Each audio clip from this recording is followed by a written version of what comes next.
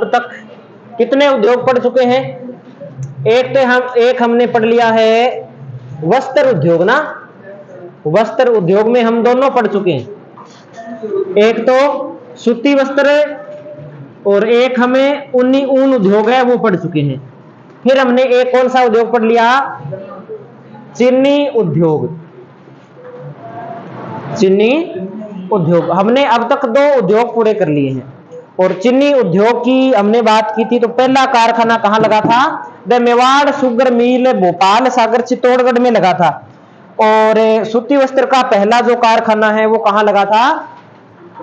पहला कारखाना है वो द कृष्णा मिल के नाम से ब्यावर में लगा था, खीवराज राठी के द्वारा 1889 में लगा था ना। हाँ वो लगा था। आज हमें अगला उद्योग पढ़ते हैं। अगला उद्योग लिखिए आप, वनस्पति घी उद्योग।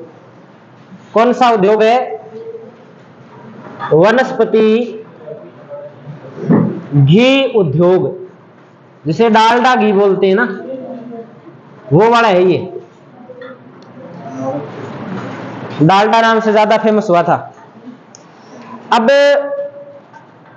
इसमें हमें सिर्फ 4-5 बात ही ध्यान में रखनी है। आज तक जो प्रश्न आते हैं उसके अकॉर्डिंग हम ध्यान में रखे हैं। तो एक बात तो ये ध्यान में रखनी है कि उद्योग का प्रारंभ कब हुआ?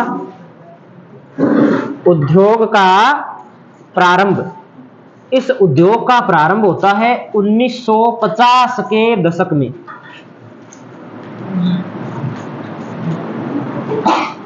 वनस्पति घी उद्योग का जो राजस्थान में प्रारंभ हुआ वो कौन से दशक में हुआ?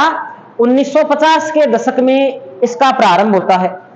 और ऑथेंटिक रूप से जो पहली मील लगती है इसकी वो 1964 में लगती है भीलवाड़ा के अंदर। तो लिखेंगे प्रथम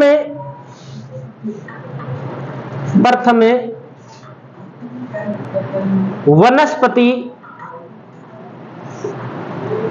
घी कारखाना। तो 1964 के अंदर भीलवाड़ा में यह कारखाना लगाया गया।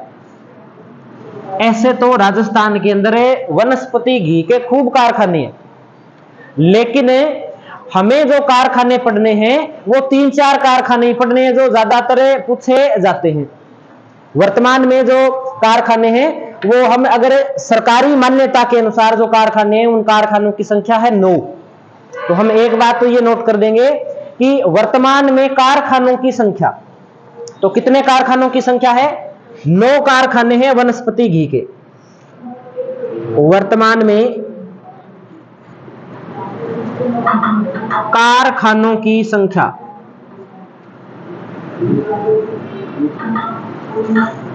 वनस्पति घी के राजस्थान में कितने कारखाने हैं? 9 कारखाने हैं। अब कुछ कारखाने हम क्या है जो कई बार के पूछ लिए जाते हैं उनको हम नोट कर लेते हैं। इनसे कोई बड़ा क्वेश्चन आता नहीं है। इसमें 2 प्रकार से प्रश्न बनते हैं।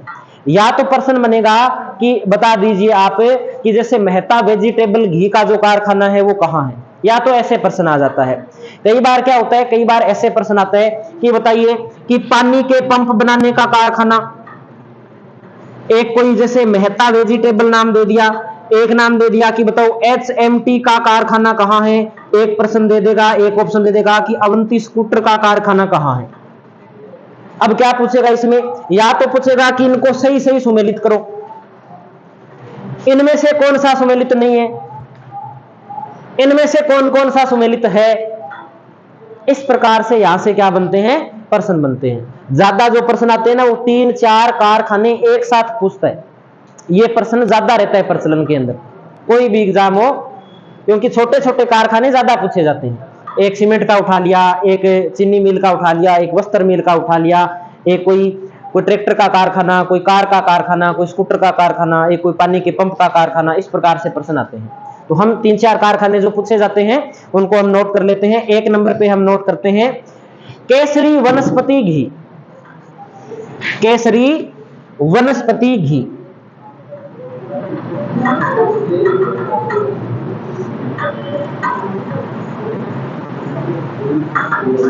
निवाई टोंक, निवाई के अंदर है। और निवाई कौन से जिले में पड़ता है?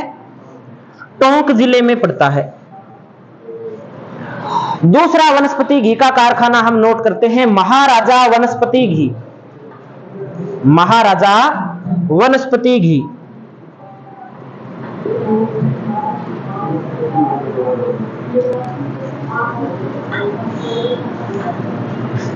जयपुर। तीसरा कारखाना मेहता वेजिटेबल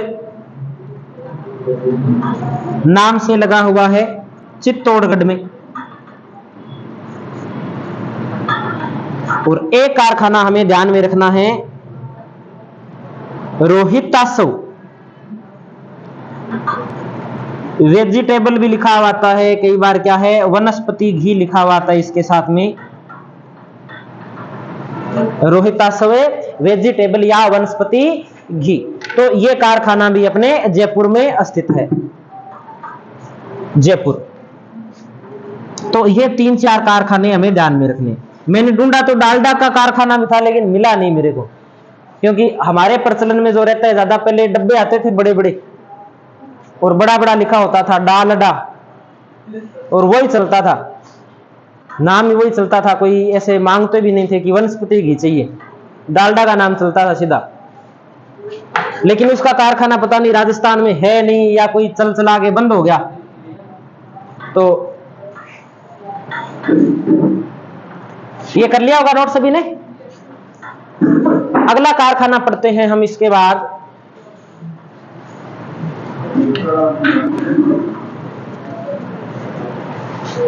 अगला कारखाना लिखिए तेल उद्योग। तेल उद्योग,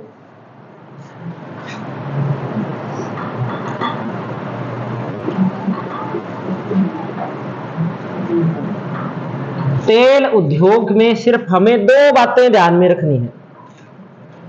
प्रमुखतः इन 2 बातों से आज तक प्रश्न पूछे जाते हैं।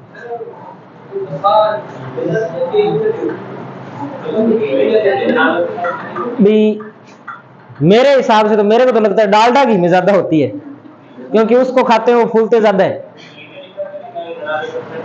भी मुझे नहीं पता इस चीज का भी, वसा के बारे में कोई साइंस का हो ना, उसी से पूछना। घी में ही होती होगी, तभी बंद करते हैं डॉक्टर की घी मत खाया करो, है ना। वो सर से पूछना, मुझे इसके बारे में ज्यादा नॉलेज भी नहीं है, तो मैं क्या बता सकता हूँ।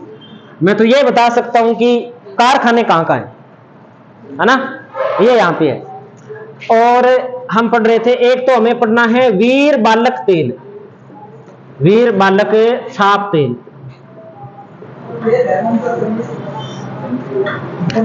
सरसों वाला ये प्रमुख रूप से। और दूसरा है इंजन छाप तेल, इंजन छाप तेल। ये दोनों इंपॉर्टेंट है, इनको सही प्रकार से याद कर लेना। इंजन छाप तेल का कारखाना तो अपने लगा हुआ है भरतपुर में, और वीर बालक तेल का जो कारखाना है वो लगा हुआ है अपने जयपुर के अंदर।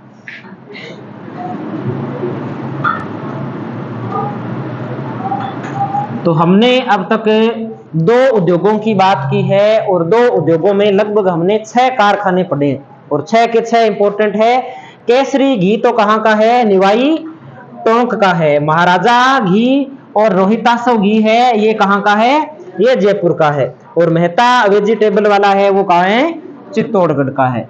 इंजन छाप तेल है, वो भरतपुर का है। और वीर बालक तेल है, वो जयपुर का है।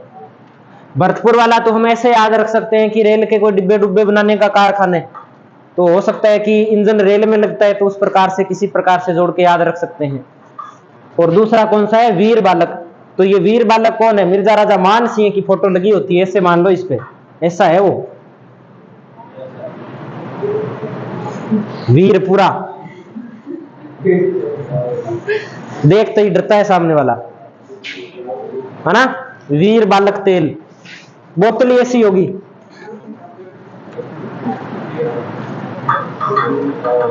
तो ये हो गया तेल उद्योग। ये अब तक हमने जो कारखाने पढ़े हैं, अब तक हमने एक तो पढ़ लिया वस्त्र उद्योग। वस्त्र में सूती वस्त्र है तो किसका उपयोग हो गया? कपास का। चीनी उद्योग में किसका उपयोग हो गया? गन्ने और चुकंदर का। राजस्थान में प्रमुख रूप से गन्ने का प्रयोग। तीसरा हमने पढ़ लिया ऊन, तो भेड़ की ऊन का उपयोग वो भी एक प्रकार से। और एक हमने पढ़ लिया इसमें वनस्पति घी, ये भी वनस्पति घी है तो ये भी एक कृषि आधारित उद्योग हो गया या वन आधारित उद्योग हो गया। और एक जो तेल उद्योग है ये भी कृषि आधारित उद्योग हो गए। तो ये अब तक जो हमने पढ़े हैं ना, ये सारे उद्योग किस प्रकार के उद्योग है? कृषि आधारित उद्योग है। कृषि या कृषि से संबंधित गतिविधियों से जिनका संचालन होता है वो किस प्रकार के उद्योग हो गए? कृषि आधारित उद्योग। अगली हेडिंग लगाते हैं, इसके बाद में आप नई हेडिंग लगाइए। दूसरी हम शुरू करते हैं इसमें खनिज आधारित उद्योग। खनिज आधारित उद्योग क्या है? खनिज आधारित उद्योग कौन से उद्योग शामिल होंगे? जिनमें कच्चे माल के रूप में हमें खनिजों का क्या करते हैं? उपयोग करते हैं, वो उद्योग खनिज आधारित उद्योग कहलाते हैं।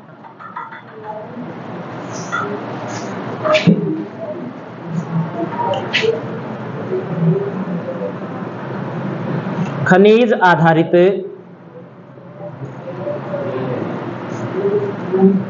उद्योग तो लिखेंगे वे उद्योग जिनमें कच्चे माल के रूप में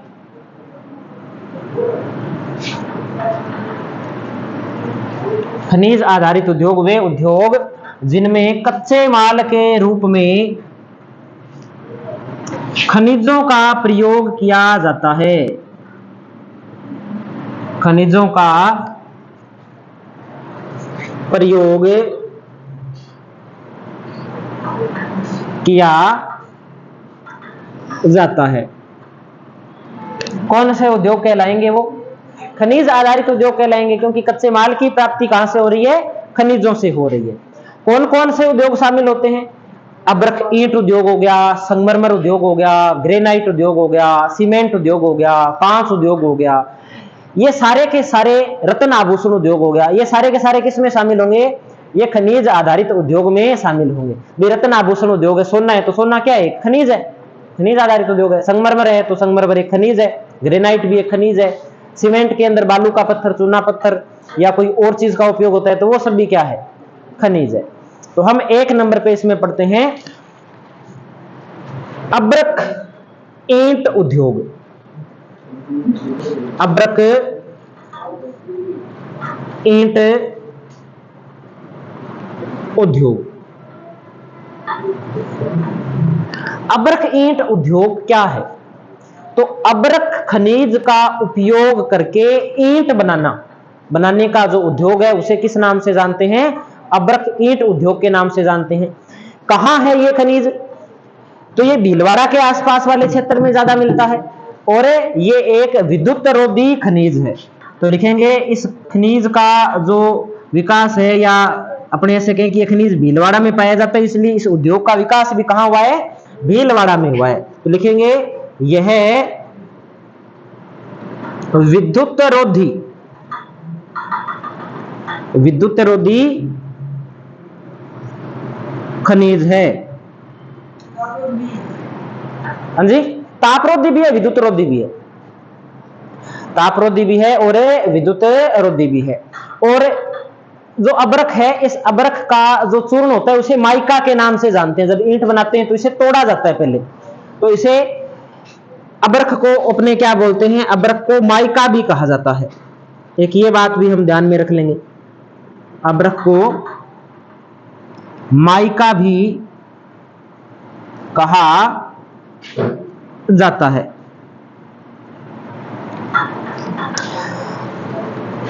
अब्रक ईंट उद्योग राजस्थान में एक जगह पर है, और वो जगह कौन सी है? भीलवाड़ा। और भारत में अगर बात करें तो भारत में सिर्फ 2 जगह पर है। एक तो राजस्थान में, एक तो कहां पे है? राजस्थान में। और राजस्थान में कहां पे पड़ता है? भीलवाड़ा में। और एक पड़ता है झारखंड के अंदर। झारखंड के अंदर एक स्थान पड़ता है धनबाद। उस धनबाद नामक स्थान पर कारखाना इसका लगा हुआ है। तो राजस्थान में तो कहां है? भीलवाड़ा में। और झारखंड में कहां पर है? धनबाद के अंदर। धनबाद। इन दो स्थानों पे कारखाने। तो अपने से जो पूछा जाएगा, सिर्फ एक ही बात इसमें ध्यान में रखनी है कि राजस्थान के भीलवाड़ा के अंदर अब्रक ईंट उद्योग संचालित है। यहां ताप रोधी और विद्युत रोधी ईंटों का क्या किया जाता है? निर्माण किया जाता है। उपयोग क्या होता है इन ईंटों का? तो एक तो उपयोग होता है, ये जो लाइट के खंभे लगे होते हैं ना, इनके ऊपर जो तार लगती है, उस तार के लिए आपने देखा होगा काले काले कलर का सा ऐसा कुछ सिस्टम लगा होता है ना। उसके अंदर भी क्या मिली होती है? कुछ मात्रा के अंदर उसमें भी क्या होती है? अब्रक होती है। ताकि क्योंकि वो लगा होता है, जैसे खंभा है, इस खंभे के ऊपर एक फ्रेम लगता है लोहे का इस प्रकार से, है ना।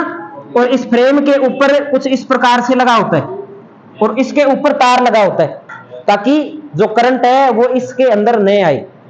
इसलिए इसका क्या किया जाता है? उपयोग किया जाता है। यह भी हम थोड़ा सा ध्यान में रख सकते हैं।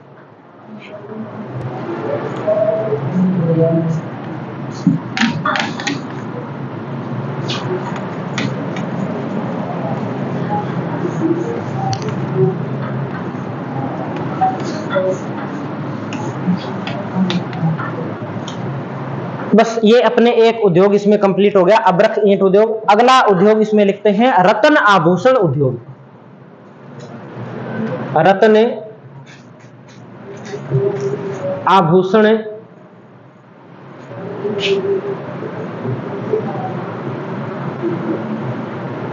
उद्योग। रत्न आभूषण उद्योग। रत्न आभूषण उद्योग की अपने बात करें तो रत्नों में क्या क्या शामिल करते हैं हम? जैसे रत्न में हम शामिल कर लेते हैं जैसे हीरा, पन्ना, अकीक, गोमेद, सुलेमानी पत्थर, सुलेमानी पत्थर, सोना। इन सभी का उपयोग अपने किस में करते हैं? जैसे चांदी का भी उपयोग कर लेते हैं। इनका उपयोग जो किया जाता है ये रत्न आभूषण उद्योग में किया जाता है। और ये सारे के सारे क्या है? हीरा भी जमीन में मिलता है, पन्ना भी जमीन में मिलता है, कि गोमेद, सुलेमानी पत्थर, सोना, सारा कहां प्राप्त होता है? भूमि से प्राप्त होता है। तो ये सारे के सारे क्या है? खनिज है। एशिया की सबसे बड़ी पन्ना मंडी कहां पर है? तो जयपुर में है। तो एक बात तो हम ये नोट कर लेते हैं कि एशिया की सबसे बड़ी, एशिया की सबसे बड़ी पन्ना मंडी जयपुर। एशिया की सबसे बड़ी पन्ना मंडी जयपुर में है। दो ही कारण है बड़ी पन्ना मंडी होने के, कि या तो जो पन्ना है वो राजस्थान में उत्पादित ज्यादा होता है, और दूसरा कि रत्न आभूषण उद्योग के अंदर पन्ने का उपयोग ज्यादा होता होगा। दो ही कारण है। इसलिए एशिया की सबसे बड़ी पन्ना मंडी कहां स्थापित है? जयपुर में स्थापित है। दूसरी हम इसमें बात ध्यान में रखें कि सीधा ही डायरेक्ट प्रश्न आ जाए कि रत्न आभूषण उद्योग राजस्थान में कहां का प्रसिद्ध है? तो जयपुर का प्रसिद्ध है। रत्न आभूषण उद्योग राजस्थान में कहां का प्रसिद्ध है? जयपुर का प्रसिद्ध है। और जब हम पढ़ते हैं, एक सीतापुरा जयपुर है जो प्रमुख रूप से एक औद्योगिक क्षेत्र है, सीतापुरा जयपुर के अंदर। इसमें एक अपने कहें कि रत्न आभूषण उद्योग के विकास के लिए एक कंपनी है जेम्स एंड ज्वेलरी। इस जेम्स एंड ज्वेलरी के रूप में सीतापुरा जयपुर के अंदर एक विशेष आर्थिक जोन, स्पेशल इकोनॉमिक जोन की स्थापना की गई है। स्पेशल इकोनॉमिक जोन क्या है? किसी एक चीज को लेकर के, उसके उत्पादन को लेकर के, उसकी क्वालिटी को लेकर के एक आर्थिक क्षेत्र की क्या कर देना? स्थापना कर देना। तो कहां पर है? प्रश्न आता है कि जेम्स एंड ज्वेलरी विशेष आर्थिक क्षेत्र कहाँ है, तो सीतापुरा जयपुर में है। और इसमें कोई ध्यान नहीं रखना, बनता क्या है, तो गहने बनते हैं, और गहनों में अनेक प्रकार के गहने होते हैं, जब आभूषण पढ़ेंगे तब देख लेंगे अपने। तो एक बार इसमें जो बात लिखनी है वो नोट कर देते हैं कि रत्न आभूषण उद्योग हेतु, रत्न आभूषण उद्योग हेतु जेम्स एंड ज्वेलरी के रूप में सीतापुरा जयपुर में says SEZ special economic zone, या हिंदी में बोलते हैं विशेष आर्थिक क्षेत्र, विशेष आर्थिक क्षेत्र बोलते हैं हिंदी में, और इंग्लिश में बोल देते हैं स्पेशल इकोनॉमिक जोन की स्थापना की गई है। हमने इसमें बातें लिखी है 3, और ये तीनों बातें अब से पहले पूछी जा चुकी है, और ये 3 ही बातें हैं इसमें जो हमें याद करनी है। रत्न आभूषण उद्योग से प्रश्न आएगा तो सिर्फ इन 3 बातों से आएगा कि रत्न आभूषण उद्योग प्रसिद्ध कहाँ का है, तो उत्तर हो जाएगा जयपुर का प्रसिद्ध है। एशिया की सबसे बड़ी पन्ना मंडी कहाँ पर है, तो जयपुर में है। और रत्न आभूषण उद्योग के विकास के लिए कौन सा, जयपुर में SEZ सेज बोलते हैं इसे, सेज विशेष आर्थिक क्षेत्र, या इंग्लिश में लिख सकते हैं स्पेशल इकोनॉमिक जोन, स्पेशल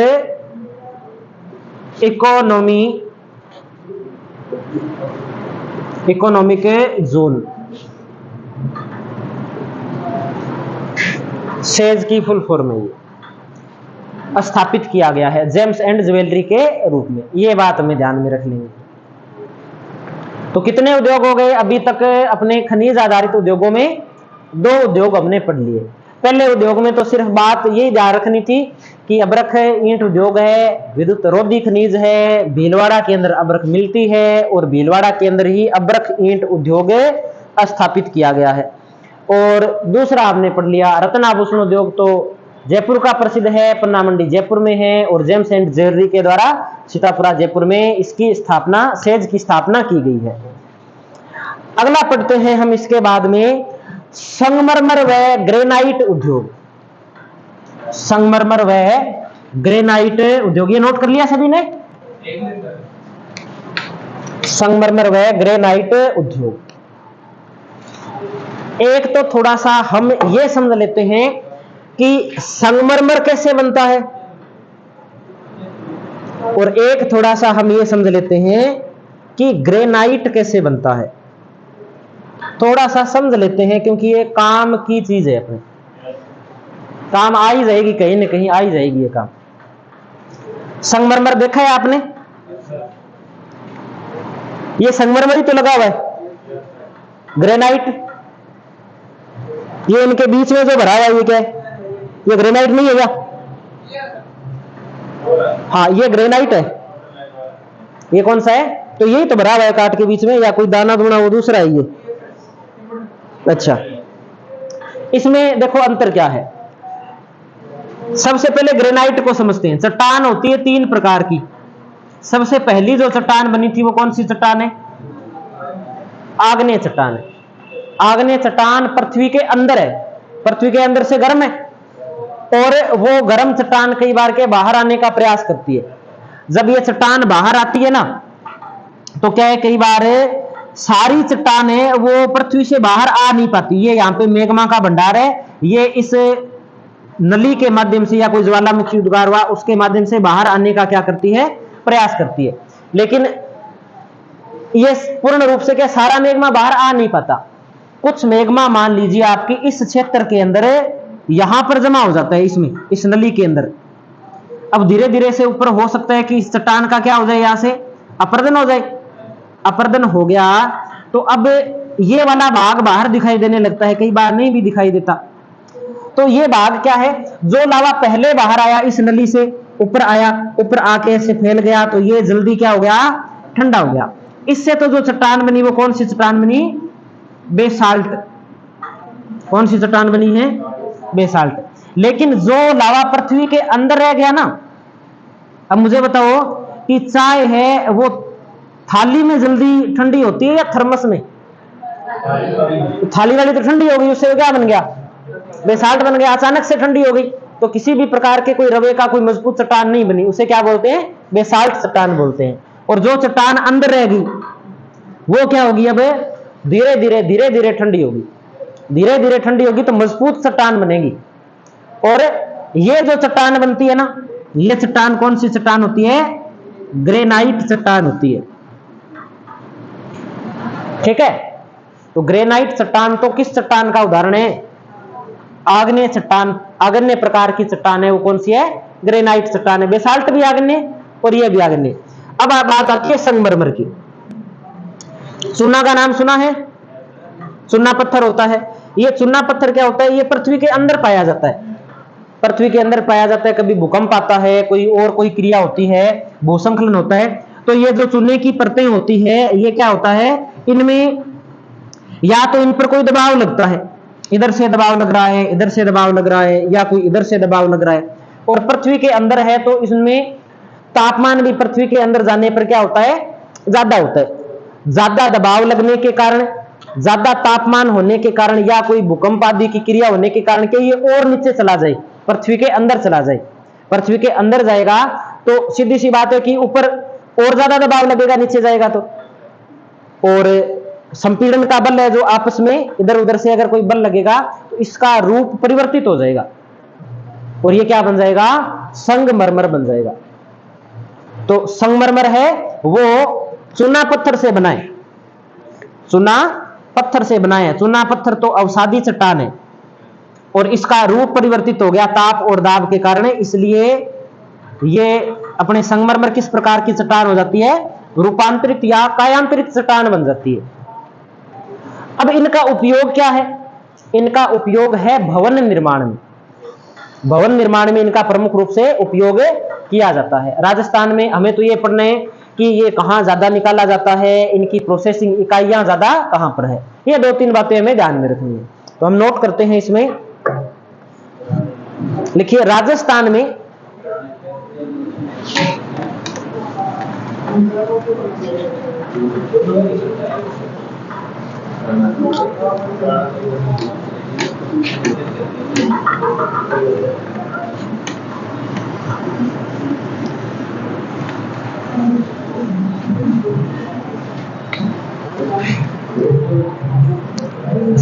संगमरमर व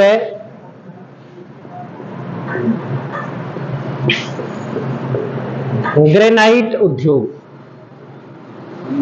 अब उद्योग में तो क्या सीधा है कि किसी चट्टान से, चट्टान को तोड़कर अगर ग्रेनाइट की चट्टान है तो ग्रेनाइट प्राप्त करेंगे, संगमरमर की चट्टान है तो संगमरमर प्राप्त करेंगे। अब प्रश्न क्या बनता है कि राजस्थान में सर्वाधिक ग्रेनाइट प्रोसेसिंग इकाइयां कहां है। प्रोसेसिंग यानी कि चट्टान को तोड़ना, उसको साफ करना, एक से डिजाइन के अंदर काटना और उसको पैक करके कहीं भेज देना। तो लिखेंगे राजस्थान में सर्वाधिक ग्रेनाइट प्रोसेसिंग इकाइयां, राजस्थान में सर्वाधिक ग्रेनाइट प्रोसेसिंग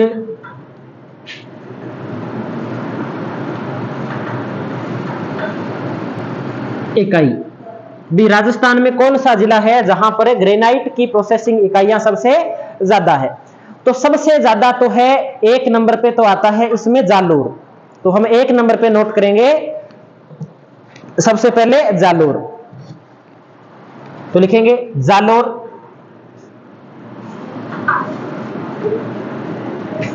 राजसमंद,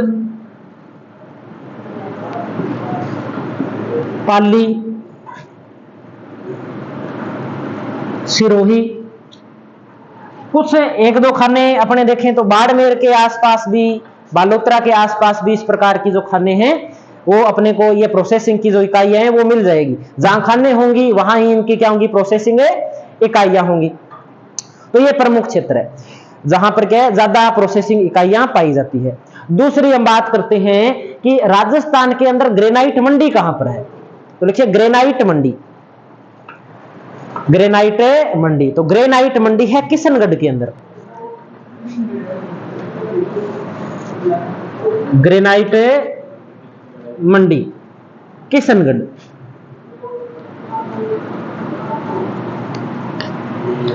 ग्रेनाइट मंडी कहां पर है, किशनगढ़ के अंदर। फिर अपने बात करते हैं कि सबसे बड़ा संगमरमर प्रोसेसिंग केंद्र, कि जहां संगमरमर को काट के टुकड़े तैयार किए जाते हैं या टुकड़ियां बनाई जाती है, उन्हें पैक किया जाता है। तो सबसे बड़ी जो अपने संगमरमर की प्रोसेसिंग इकाई है वो भी किशनगढ़ के अंदर ही है। तो लिखेंगे सबसे बड़ा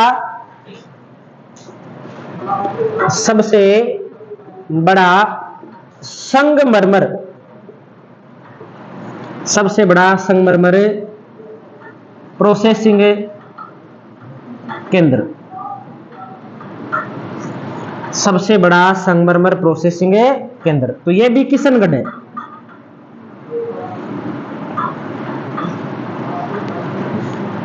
सबसे बड़ा संगमरमर प्रोसेसिंग केंद्र किशनगढ़। सफेद संगमरमर का प्रमुख केंद्र, तब मकराना आता है।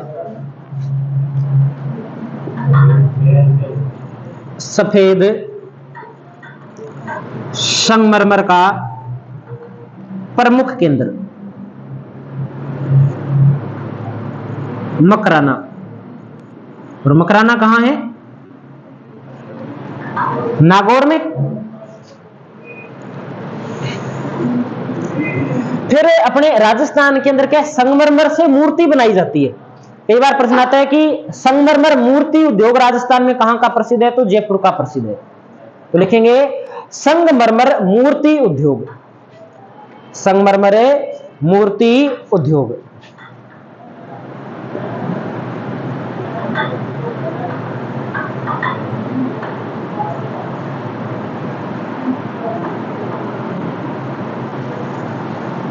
जयपुर। आगरा के अंदर ताजमहल बना हुआ है, और जो ताजमहल बना हुआ है वो भी सफेद संगमरमर से बना हुआ है। आजकल अपने पढ़ते हैं कि उसका जो रंग है वो रंग धीरे धीरे क्या हो रहा है, पीला हो रहा है। क्यों हो रहा है उसका रंग पीला, किसके कारण, प्रदूषण के कारण। कौन से प्रदूषण के कारण, प्रदूषण भी तो कई प्रकार का होता है। वायु प्रदूषण के कारण, कह सकते हैं वायु प्रदूषण के कारण होता है, क्योंकि आगरा के पास में ना एक तेल रिफाइनरी लगी हुई है, तेल रिफाइनरी। और इस तेल रिफाइनरी से जो धुआं है वो धुआं हवा के अंदर आ जाता है, और हवा के अंदर आता है तो कई बार क्या, जैसे बरसात का सा मौसम या धुंध का मौसम होता है ना, तो वो धुआं उस वाष्प के साथ में मिल जाता है, और वो वाष्प उस ताजमहल के आसपास आती है। तो जो वाष्प होती है, वाष्प के अंदर जल की मात्रा होती है, और जल होता है, जल किसी न क्या सारे पत्थरों के साथ कोई ना कोई अभिक्रिया करता ही करता है। जल के साथ अशुद्धि है उस रिफाइनरी के तेल की, और वो अभिक्रिया किसके साथ में कर जाता है, उस संगमरमर के साथ अभिक्रिया कर जाता है, जिसके कारण उसका रंग क्या हो जाता है, पीला हो जाता है। ये हमें ध्यान रखना है। एक बार प्रश्न आया हुआ है कि आगरा का ताजमहल है, उसका रंग पीला क्यों हो रहा है, तो उसका कारण है कि आगरा के पास में तेल की रिफाइनरी लगी हुई है, उसके कारण उसका रंग है वो खराब हो रहा है। अपने संगमरमर मूर्ति उद्योग की बात करें जयपुर में, तो इसको बढ़ावा देने के लिए एक संस्था है रिको, और रिको के द्वारा क्या किया गया है, एक सीडोस नाम से एक अपने कह सकते हैं एक संस्था बनाई गई है जो इसे क्या है, बढ़ाने का काम करती है। तो लिखेंगे राजस्थान में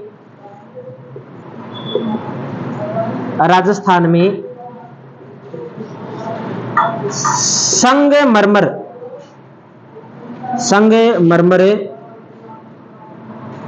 उद्योग के विकास हेतु रिको के द्वारा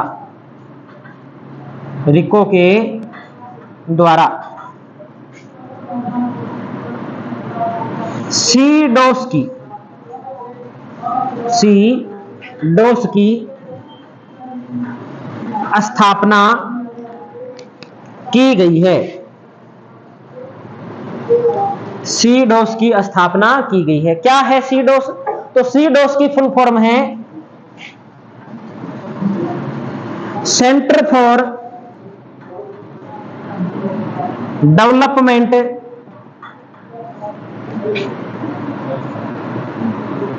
development of stone. Centre for development of stone है सीडोस की फुल फॉर्म। पूछी भी गई है ये एक बार शायद। हाँ जी, रिको एक संस्था है। रिको क्या एक संस्था है जो राजस्थान के अंदर औद्योगिक विकास को बढ़ावा देने में आर्थिक सहायता उपलब्ध करवाती है। वो संस्था है रिको। अपने है ना ये रिको का एरिया। तो इस रिको के अंदर क्या, जो भी फैक्ट्री लगाता है ना, किसी को लोन चाहिए, किसी को पैसे चाहिए, कनेक्शन जल्दी चाहिए, लाइट का, पानी का, तो उसमें रिको क्या करती है? रिको एक संस्था है जो सहयोग करती है। रिको सब्सिडी के ऊपर भूमि उपलब्ध करवाती है कारखाना खोलने के लिए। ये एक संस्था है जो हम आगे पढ़ेंगे आगे चल करके। और सीडोस की जो स्थापना है ये हमें ध्यान में रखना है, ये जयपुर में की गई है। कहां की गई है स्थापना? जयपुर में। जयपुर में स्थापित है ये। तो ये हो गया आपने संगमरमर उद्योग, ग्रेनाइट उद्योग, और इसी में हमने एक पढ़ लिया संगमरमर मूर्ति उद्योग। अब अगला उद्योग हम पढ़ते हैं कांच उद्योग व सिरेमिक उद्योग। कांच उद्योग व सिरेमिक उद्योग।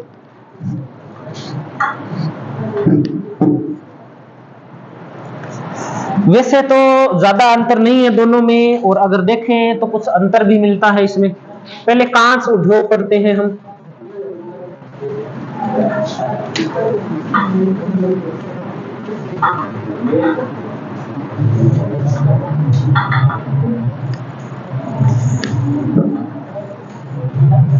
कांच उद्योग,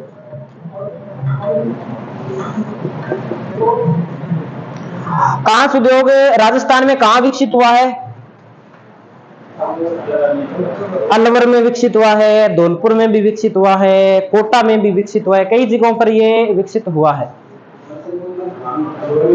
हाँ जी, संगमरमर, संगमरमर जहां अरावली पाई जाती है ना, लगभग उन सभी क्षेत्रों में मिलता है, लेकिन रंग के आधार पे है वो। हाँ जी, सफेद अपने किताबों में तो सफेद अपने को मकराना का ही मिलेगा। वैसे तो मिलता है, जैसे भैसलाना का काला मिलता है, जैसलमेर का पीला मिलता है, कहीं सतरंगी संगमरमर मिलता है, अलग अलग प्रकार के मिलते हैं।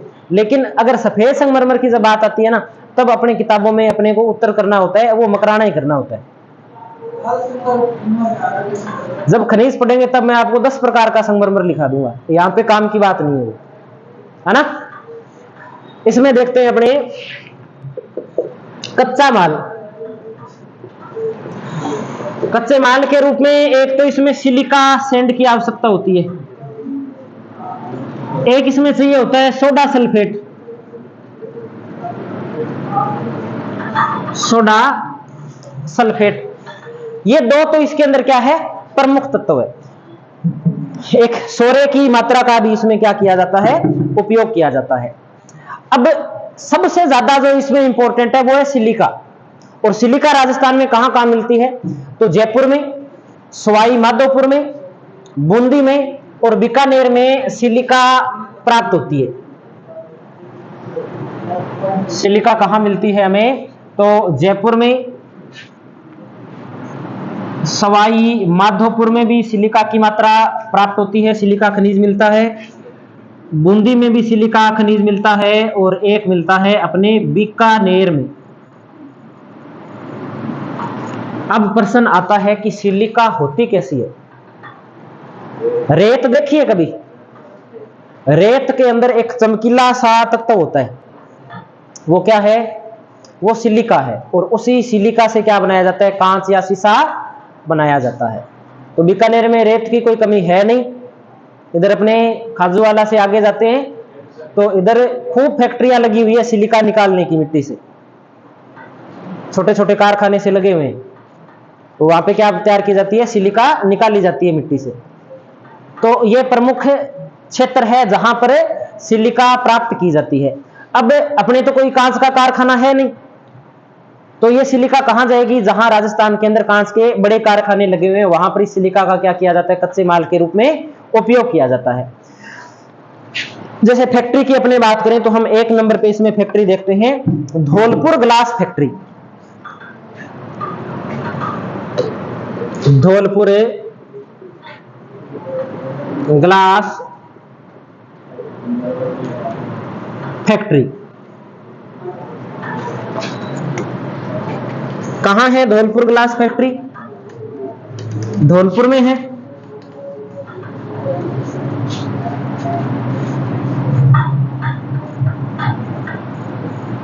धौलपुर ग्लास फैक्ट्री धौलपुर जिले के अंदर लगी हुई है। और ये फैक्ट्री है, ये गंगानगर जो फैक्ट्री है अपने शुगर मिल वाली, उसके लिए कांच की बोतल का भी क्या करती है, ये भी निर्माण करती है। हाईटेक भी करती है, ये भी करती है। तो लिख सकते हैं गंगानगर शुगर मिल हेतु, गंगानगर शुगर मिल हेतु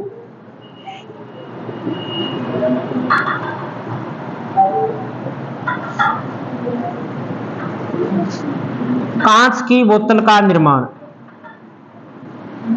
कांच की बोतल का निर्माण ये भी करती है। और एक जो पूर्ण रूप से अधीन है वो कौन सी है? The hitech precision glass factory, the hitech precision glass factory, ये दूसरी फैक्ट्री है the hitech precision glass factory. ये धौलपुर के अंदर है और ये सार्वजनिक क्षेत्र में कार्य करती है और गंगानगर शुगर मिल के अधीन है।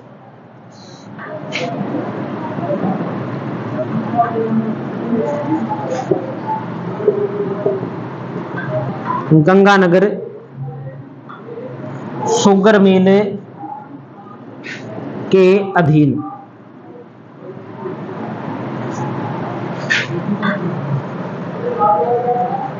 The hitech precision glass factory. तीसरी हमें ध्यान रखनी है,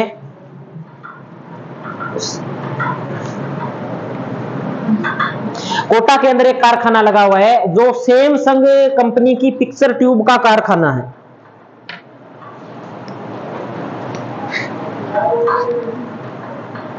जिसे बोलते हैं अपने सेमकोर ग्लास फैक्ट्री।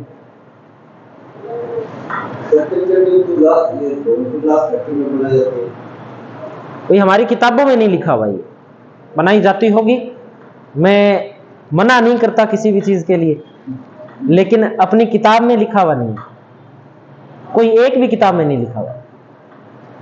हो सकता है कि जो कोटा वाली है वो सैमसंग कंपनी की ही बनाती हो, दूसरे कोई और कंपनी के बनाते हो, इसके लिए ये प्रश्न आता है। प्रश्न आता भी है कि सैमसंग कंपनी की पिक्चर ट्यूब बनाने का कारखाना कहाँ है, तो कोटा में। तो लिखते हैं अपने Semcor glass factory, Semcor glass factory. आप कहां से हो वैसे? अलवर से हो गया आप? Samcor glass factory Kota. Samsung company की पिक्चर ट्यूब बनाने का कारखाना।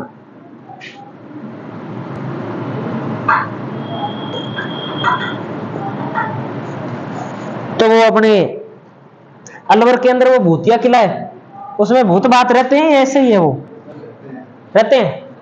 देखे थे क्या आपने? अच्छा, किले के अंदर जाने नहीं देते 6 बजे बाद में?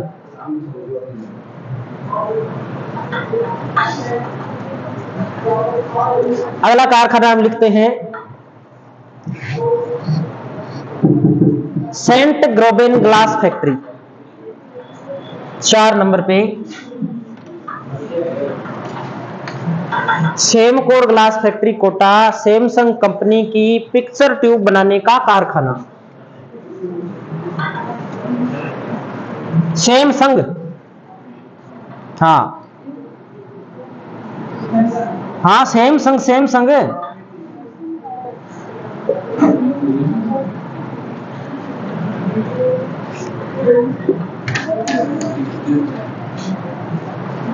सैमसंग का मोबाइल नहीं आता क्या? हाँ बस, तो उसका नाम लिखना है। Saint Gobain glass factory 4 number पे।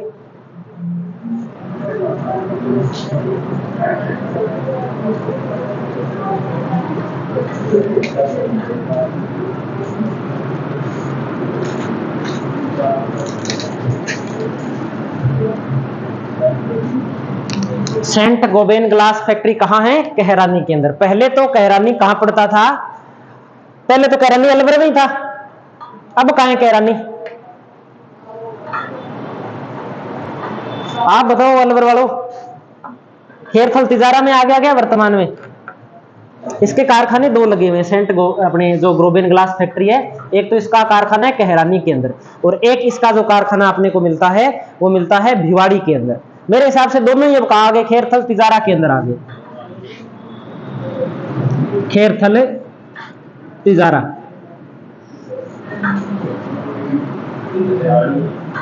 कहरानी और एक भिवाड़ी, 2 कारखाने इसके। ये क्या, ये बै लिखा हुआ है, बै बकरी वाला। Saint Gobain glass factory Kahrani व भिवाड़ी के अंदर शायद इसकी 2 शाखाएं हैं। कुछ किताबों के अंदर कहरानी मिलता है, कुछ में भिवाड़ी मिलता है, इसलिए हम दोनों नोट कर रहे हैं। जिला जो हमें प्रमुख रूप से मिलता है वो खेरथल तिजारा मिलता है, इसे नोट कर लेंगे। और एक हम इसमें नोट करते हैं,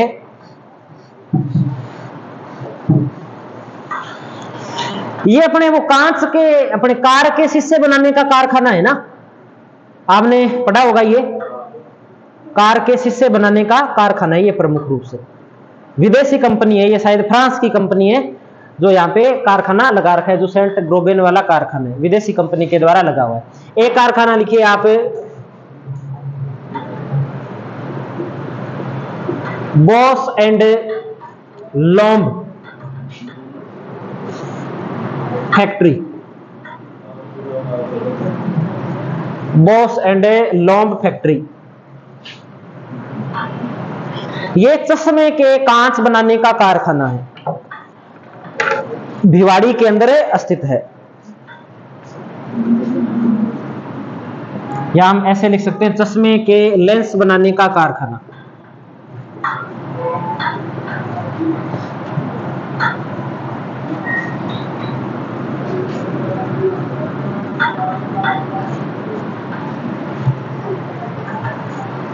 चश्मे के लेंस बनाने का कारखाना।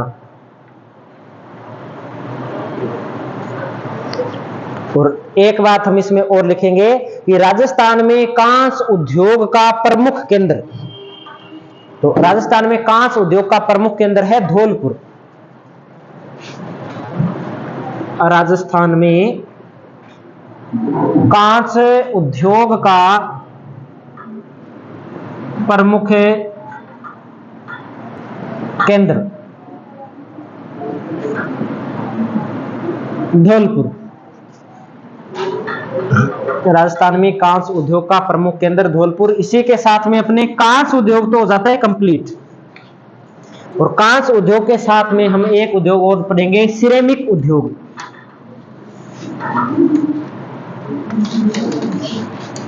सिरेमिक उद्योग।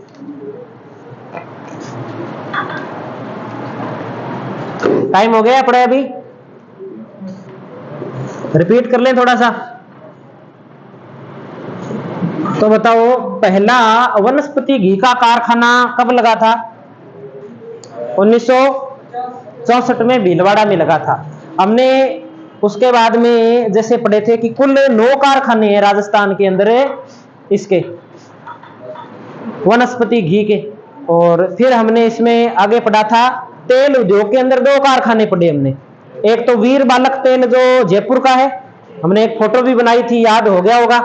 और एक हमने पढ़ा था इंजन छाप तेल, जो कहां का है, भरतपुर का है। 2 बातें वो याद रखनी थी। उसके बाद में हमने खनिज आधारित उद्योग शुरू कर लिए, और खनिज आधारित उद्योग के अंदर हमने सबसे पहले अब्रक ईंट उद्योग पढ़ा। और अब्रक ईंट उद्योग में सिर्फ एक ही बात याद रखनी, भीलवाड़ा के अंदर लगा हुआ है और विद्युत रोधी खनिज, ये बात याद रखनी थी। इसके बाद में हमने पढ़ा था, कौन सा पढ़ा, संगमरमर पढ़ा, रत्नाभूषण पढ़ा। तो पन्ना मंडी जयपुर के अंदर है।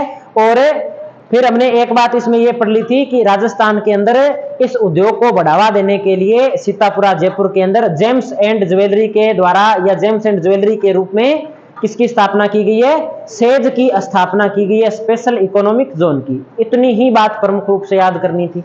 फिर हमने क्या पढ़ा था आगे, संगमरमर उद्योग।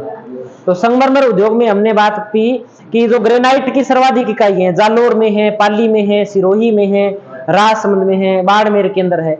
और प्रमुख रूप से जो मंडी है वो किशनगढ़ है।